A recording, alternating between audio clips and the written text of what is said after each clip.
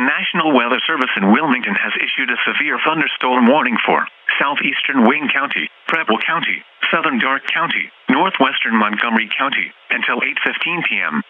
At 7:39 p.m., a severe thunderstorm was located over New Paris, moving northeast at 35 miles an hour.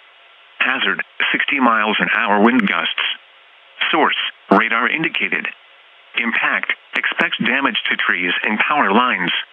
Locations impacted include Richmond, Trotwood, Greenville, Eaton, Arcanum, Camden, Lewisburg, New Paris, West Alexandria, New Madison, Clayton, Brookville, New Lebanon, Wayne Lakes, Phillipsburg, Gettysburg, El Dorado, Verona, West Manchester, and Pittsburgh.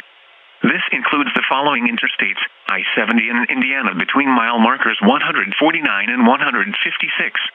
I-70 in Ohio between mile markers 0 and 24.